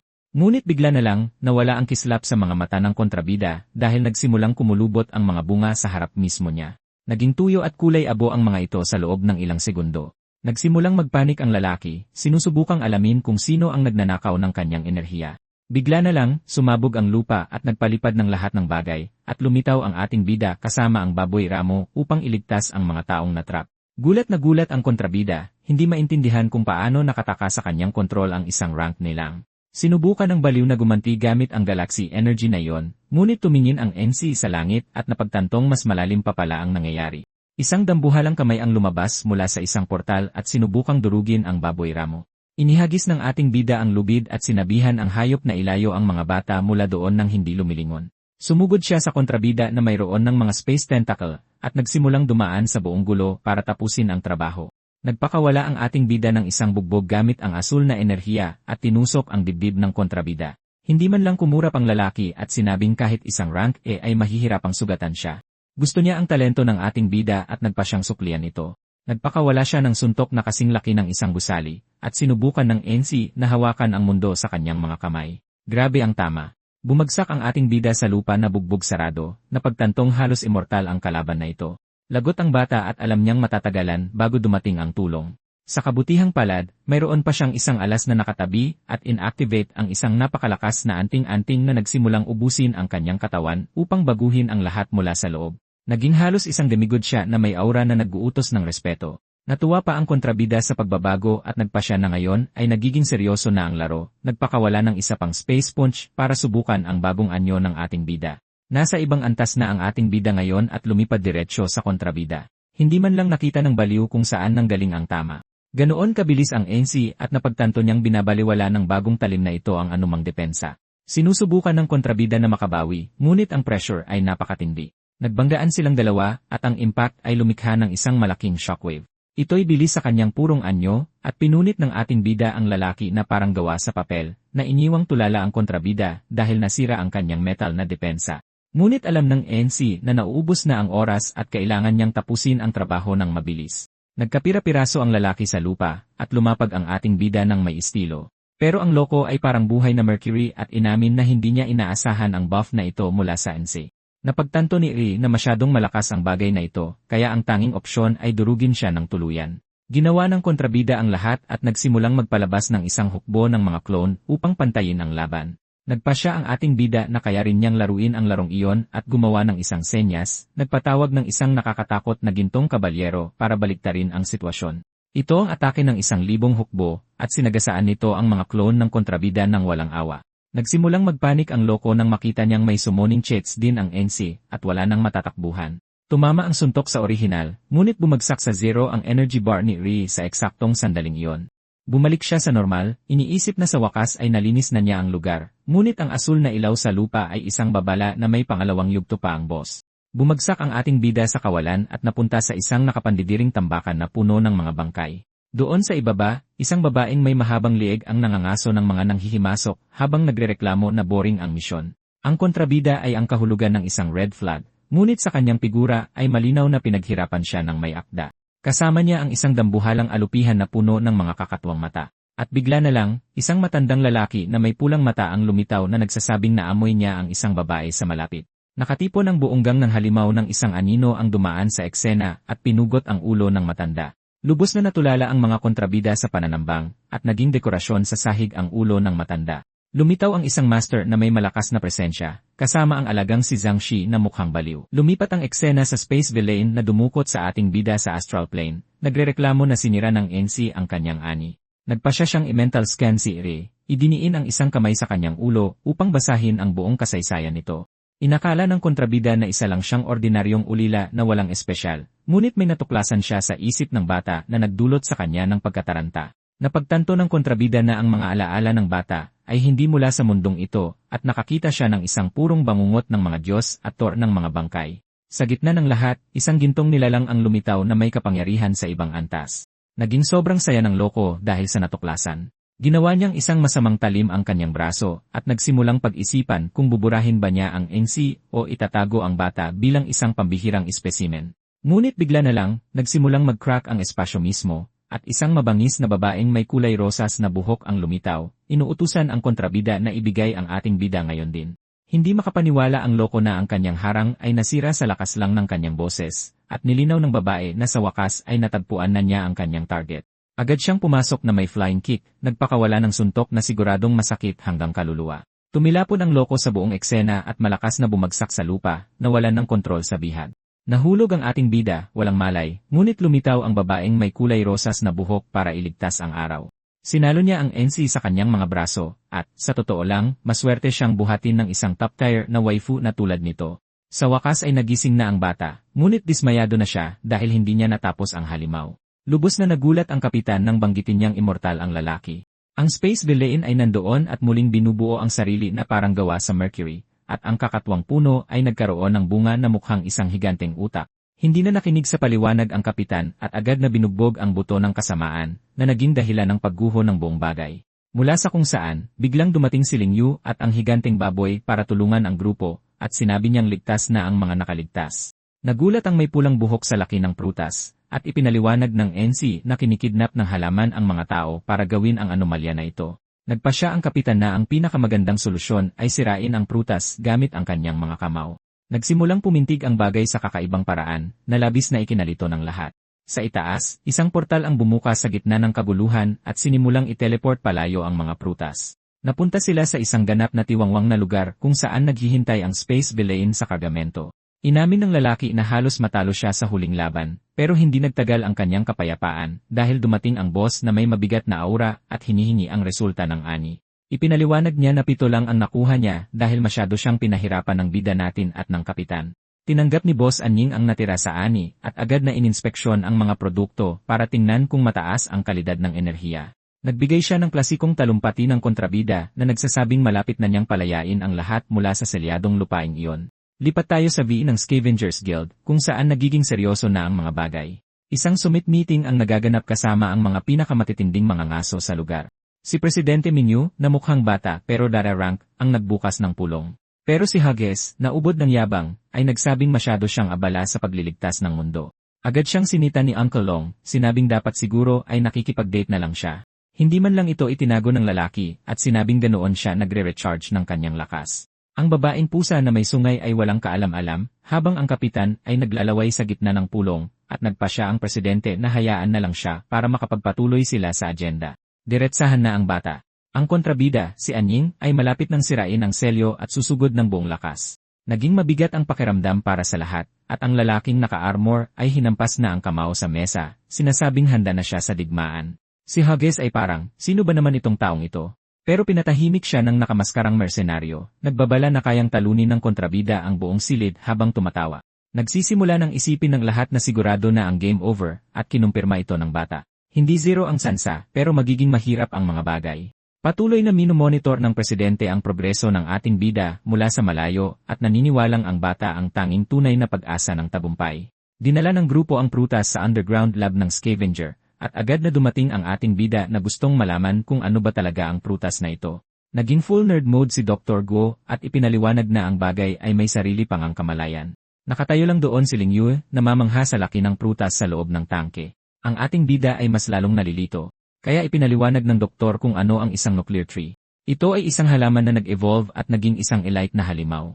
Nagsisimula ito sa isang buto na sumisira sa lupa at pagkatapos ay ginugugol ang daan-daang taon sa pagsipsip ng buhay mula sa isang buong kagubatan upang lumaki. Ang lahat ng naipong enerhiya ay nagiging konsentrado sa utak ng halamang ito.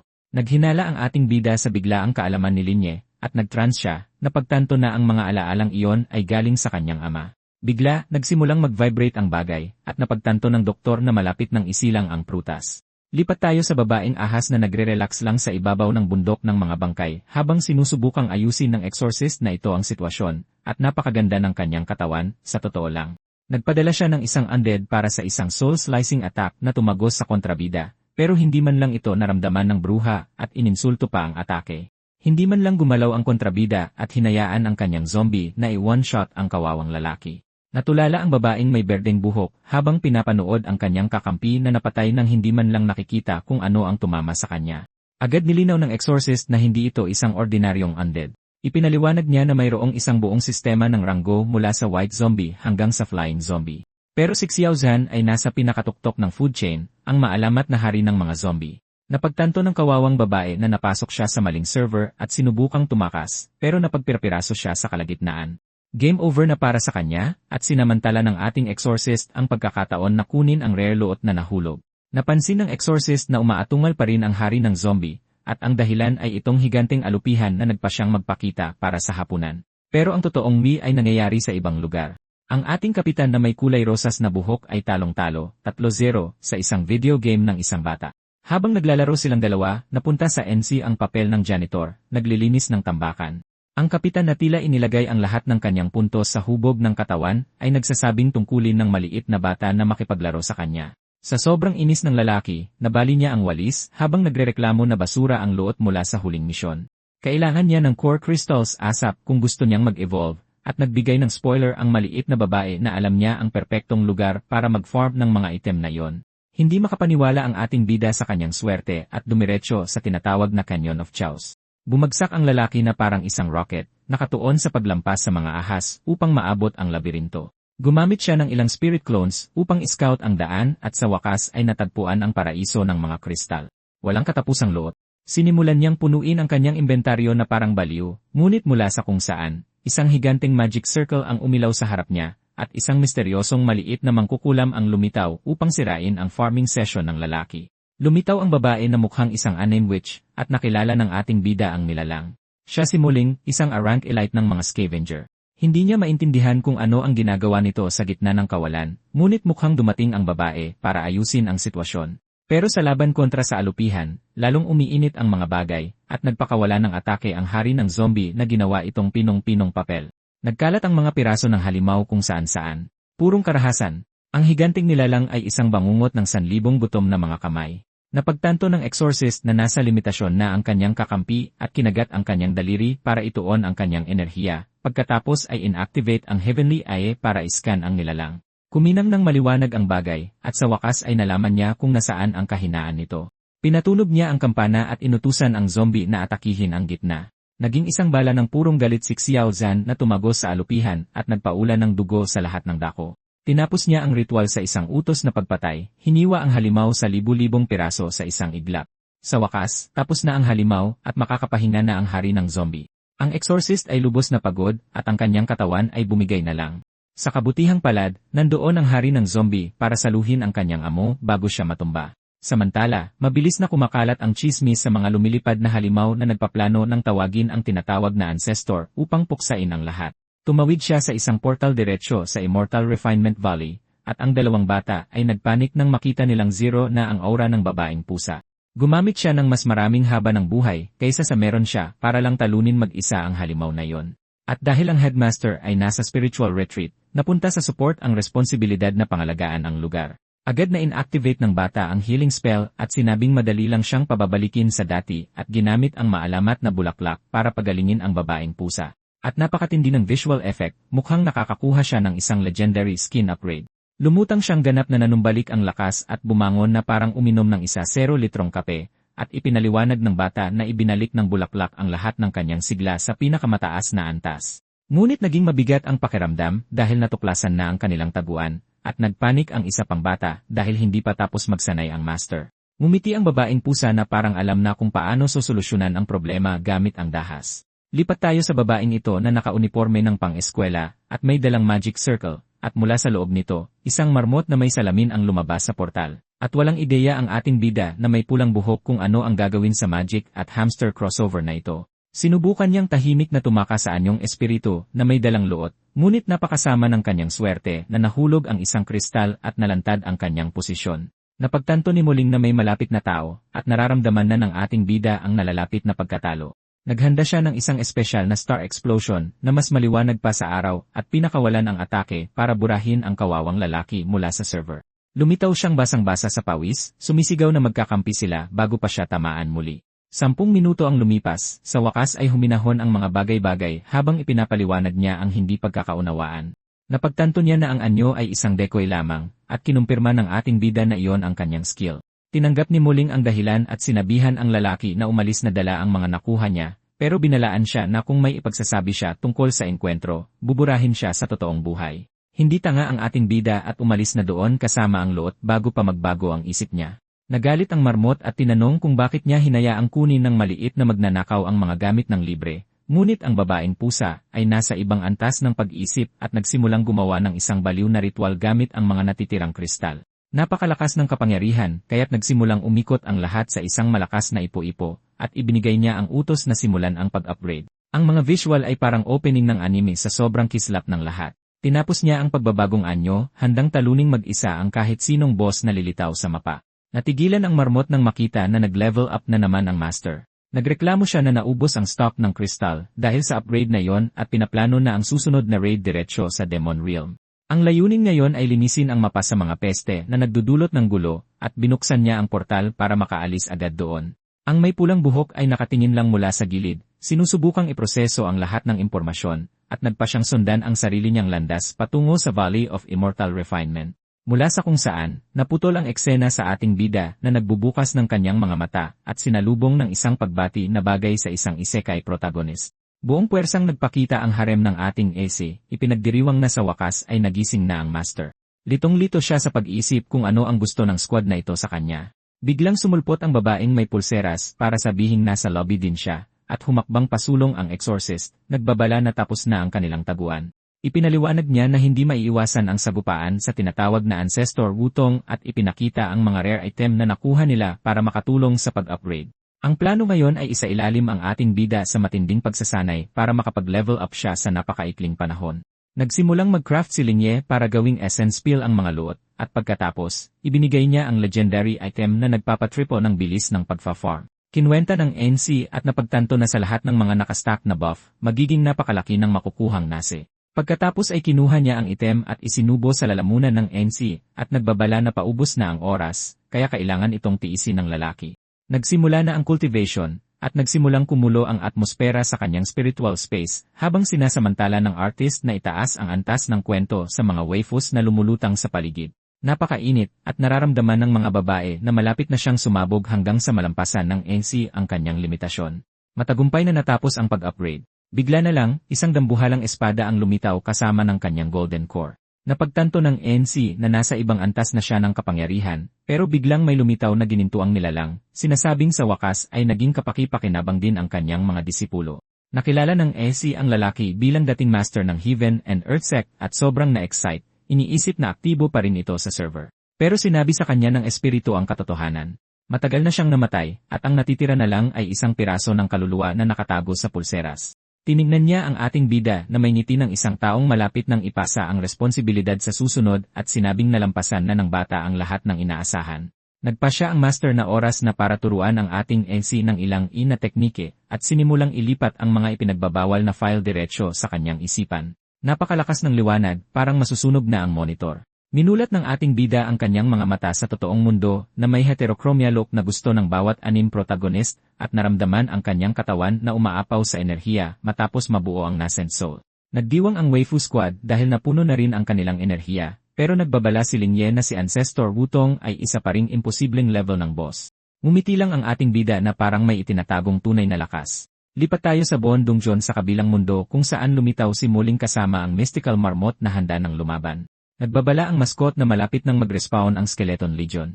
Sinabi niyang hindi pa ito ang tamang oras, at pagkatapos ay may pumasok na flashback, na nagpapakitang nagising na ang mahika ng batang babae noong 5 taong gulang pa lang siya.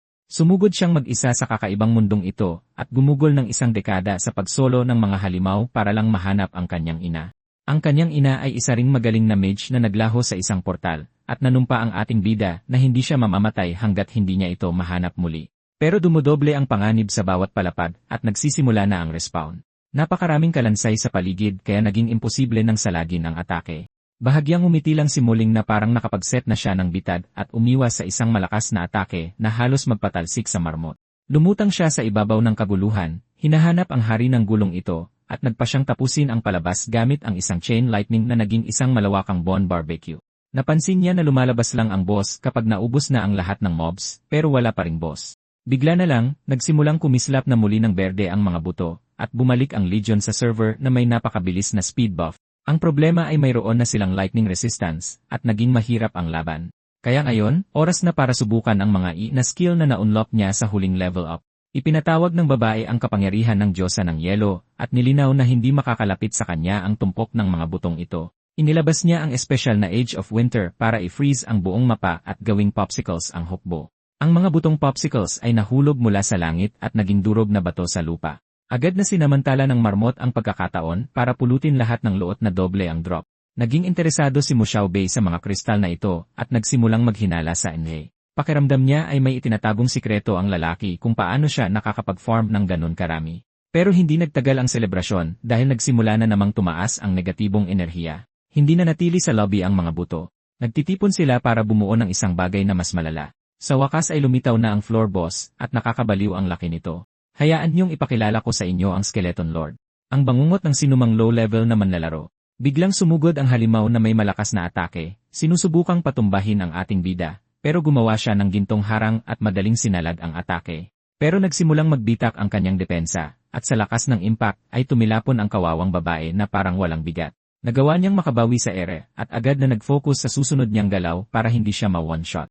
Sunod-sunod na ginamit ng babae ang lahat ng kanyang skill sa halimaw pero walang anumang tagumpay. Ang problema ay immune sa magic damage ang boss, pero hindi man lang siya natinag. Nagpasya siyang gamitin ang mga kaluluwa ng mga boss na tinalo niya noon at ipinatawag ang buong squad para baliktarin ang laban. Ipinatawag ni Muling ang buong grupo para tapusin ang boss, at ang summon squad ay dumating na puno ng galit. Isang malakas na suntok ang pinakawala ng Armored Ogre sa dibdib ng kalansay, habang pinaparalisa naman ito ng Flower Queen gamit ang mga baging. Isa itong tunay na infinite combo, pero may time limit ang mga summon, at kailangan ng ating bida ng isang panapos na atake, kaya tiningnan niya ang marmot na may ibang intensyon. Inactivate niya ang isang bagong pet enhancement skill, naglabas ng dambuhalang apoy na bumalot sa maliit na rodent, at ang nilalang ay naging bagong bangungot ng mapa. Ang maliit na rodent ay naging higanteng Shadow Spirit Bear, at inutusan ito ni Mulin na magpakitang gilas at wasakin ang lahat. Habang pinipigilan ng ibang mga sumon ang kalansay, na nag-iwan sa boss na lubos na mahina at walang kalaban-laban, nakatayo lang ito doon na naghihintay sa pinakamasama. Ang aming pet ay naglunsad ng isang malupit na atake diretsyo sa target at pinasabog ang katawan ng halimaw sa libu-libong piraso. Naging tumpok ng durog na bato ang kalaban sa lupa, at ang oso ay umungol bilang tanda ng tagumpay. Pero bigla na lang, isang bungo na napapalibutan ng berdeng apoy ang lumitaw na lumulutang, at napagtanto ni Muling na hindi pa patay ang tarantadong iyon. Agad na nagbabala si Muling na hanggat buo ang ulo, patuloy na babalik ang nilalang na iyon sa lobby magpakailanman. Bigla na lang, nagsimulang kuminang ang bungo at nagpakawala ng mga kidlat na nagpatilapon sa oso sa gilid. Ang problema ay sinisipsip ng boss ang iba pang mga summon para muling buin ang katawan nito gamit ang kapangyarihan ng kanyang sariling squad. Ang pinakamalaking scam sa kasaysayan. Ngayon, ang lalaki ay dambuhala at pinalakas ng kapangyarihan ng lahat. Nagalit si Xiao Tu sa pandarayang ito, pero sinabihan siya nito na gumamit ng potion at pigilan ang halimaw sa loob ng 1 minuto. Napagtanto ni Shoto na gagamitin ng kanyang master ang na teknike na yon at sinabi sa kanya na mag-relax dahil kaya na niya ito. Nilagok niya ang buff potion sa isang inuman at lumaki ng husto ang katawan ng hayop. Sumugod ang oso sa pinagsanib na boss at nagsimulang manuntok na parang wala ng bukas. Habang sinasangga ng pet ang imposibleng halimaw, sinimulan niya ang ritual para sa isang sinaunang spell. Itinuon niya ang lahat ng kanyang enerhiya sa kristal at ipinatawag ang Valkyrie, isang nilalang natatapos sa boss bago bumagsak ang kanyang katawan. Mayroon lang siyang 10 segundo para sa panapos na atake at sumugod para sa huling pag-atake habang sinasangga ito ng oso. Pinipigilan ng ating oso ang boss pero nanlaki ang mga mata nito dahil naubos ang kanyang enerhiya. Nag-reset ang lahat at ang mascot ay bumalik sa pagiging isang marmot. Naiwang walang depensa ang ating bida sa ere, pero itinuloy pa rin niya ang pag-atake. Sinubukan ng kalansay na hindi matalo, at ang pagbabanggaan ng kapangyarihan ay nagpayanig sa lahat, pero nakatakas ang bungo sa isang iglap lang. Gulat na gulat ang ating bida dahil nagawang umilag ng boss sa huling sandali. Pero bigla na lang, isang asul na guhit ang dumaan sa eksena at tinapos ang pagdurog sa mga labi ng mga kalansay na sinusubukang buuin muli ang kanilang sarili. Natigilan si Moline sa pag-iisip kung paano napunta doon ang clone na yon, at lumitaw pa rin ang ating bida na nagtatanong kung okay lang siya. Pero sinampal siya habang minumura siya ng ating mage sa gitna ng dagat ng Lot. Malayo roon, napagtanto ng totoong NC na naging malala na talaga ang sitwasyon ngayon. Ang plano niya ay mag-iwan lang ng clone para imbestigahan ang crystal drop, pero kailangan ng clone ng pisikal na kontak para malampasan ang harang ni Moling. Halos mamatay sa hiya si Pulang Buhok dahil tinulungan ng kanyang clone si Mo Xiaobei na hawakan ang hindi dapat, at ngayon ay iniisip niyang ituturing siyang isang manyak. Samantala, ang Samsara Tree ay lumalaki sa nakakabaliw na bilis, at ang ating bida ay nakatayo lang doon at nakatitig sa kung gaano kalaki na ito.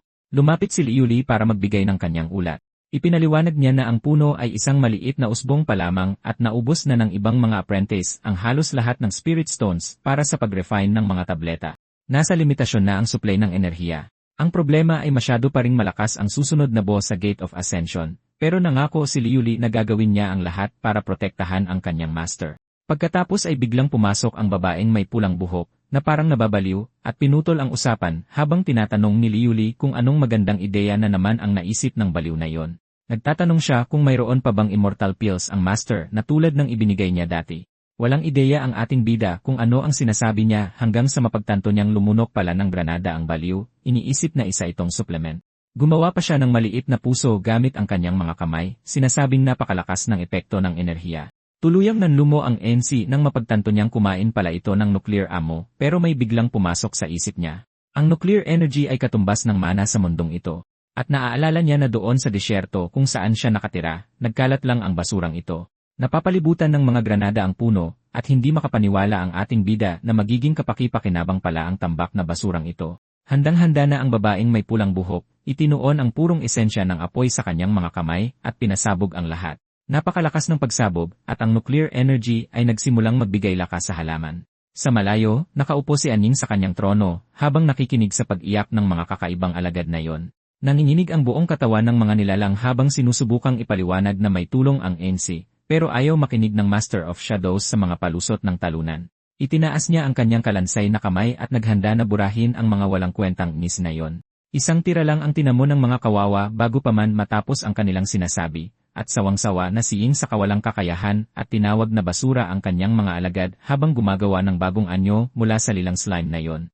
Isang masamang avatar ang lumitaw, handa para sa laban, at inanunsyo ng kontrabida na siya na mismo ang papasok sa raid. Sa paglipat ng eksena, nakita natin ang ilang kakaibang incubation tank kung saan pinapanatiling buhay si Dr. Shu gamit ang life support. Bigla na lang, iminulat ng lalaki ang kanyang mga mata at napagtantong gumana ang kanyang respawn. Isang silweta ang lumitaw, sinasabing matagal na niyang hinihintay na magising ang doktor. Pero nagkaproblema sa puno ng lamunin ng isang madilim na ulap ang lahat at iniwan ang ating bida na gulat na gulat. Talagang nabigla ang ating bida sa kanyang natuklasan.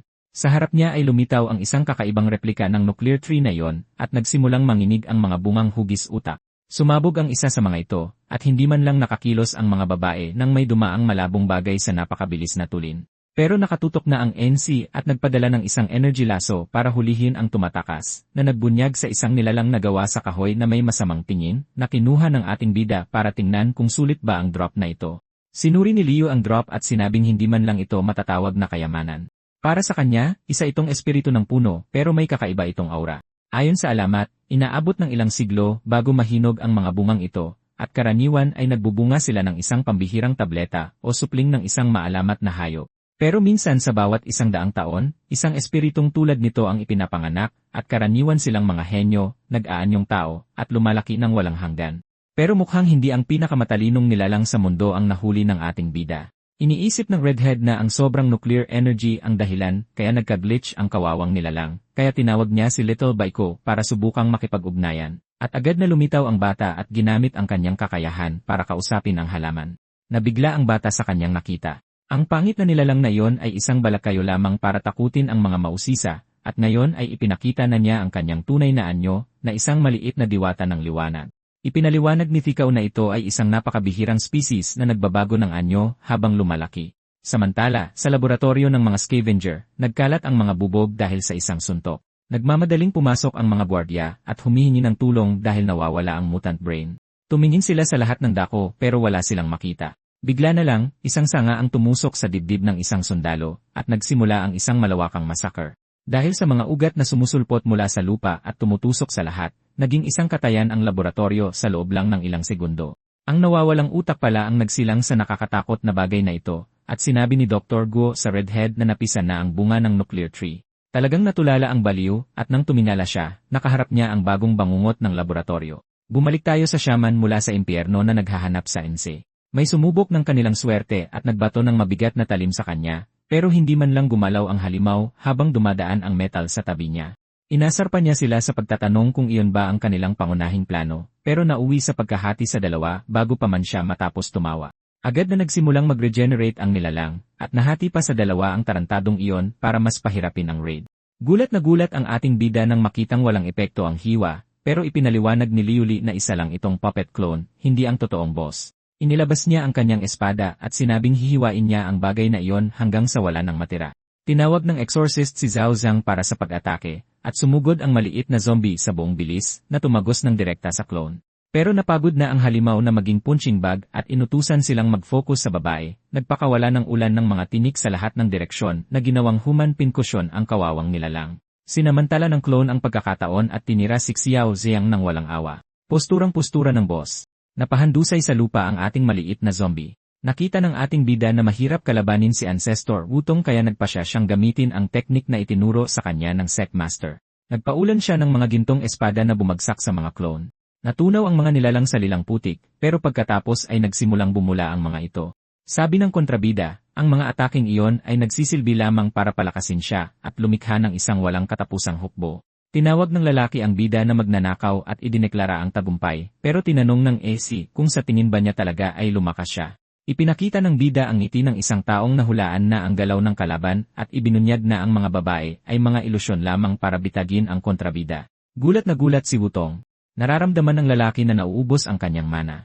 Nakakulong sila sa loob ng refining cauldron ng AC, at ipinaliwanag niya na kung hindi mamamatay ang pangunahing katawan, ang tanging pagpipilian ay lutuin ang tarantado hanggang sa maging purong esensya. Pumasok si Ferecrow para painitin ang sitwasyon at agad na inihanda ang ipinagbabawal na selyo na nagpapatawag ng sagradong apoy para iprito ang kontrabida. Tawa pa rin ng tawa ang kontrabida, nanunumpa na walang magagawa sa kanya ang ordinaryong apoy, pero napagtanto niyang tunay na sagradong apoy iyon at labis siyang nataranta. Malayo mula roon, sinusubukan ni Dr. Shu na alamin kung sino ang baliw na may mukhang parang galaksi na nakatayo sa harap niya. Sinabi ng kontrabida mula sa kalawakan na masyadong talentado ang doktor para mamatay at iniligtas niya ang kanyang buhay dahil may kailangan siyang pabor. Nakikita ng doktor ang kanyang sarili bilang isang tagpi-tagping sira, pero itinuro ng estranghero ang tangke sa tabi niya at ipinakita sa kanya ang babaeng minahal niya. Lubos na nagulat si Dr. Shu dahil naaalala niyang matagal na itong patay. Dumiretso na sa punto ang kontrabida. Kung tutulong siya, ibabalik niya ang babae at ibabalik ang kanyang katawan. Agad na kinagat ng doktor ang pain at nagtanong kung ano ang plano. Simple lang ang plano ng lalaki. Gusto niyang makahanap ang doktor ng paraan para kopyahin ang mga kakayahan ng tao. Samantala, sa ibang lugar, isang kamay ang tumagos sa pader sa kakaibang paraan. Simuling iyon na gumagamit na shadow passing teknike para pumasok sa kwarto nang hindi iniimbitahan. Sinabi niyang sa wakas ay natagpuan na niya ang tinatawag na Liyongxing na naghihilik doon, walang kamalay-malay sa panganib.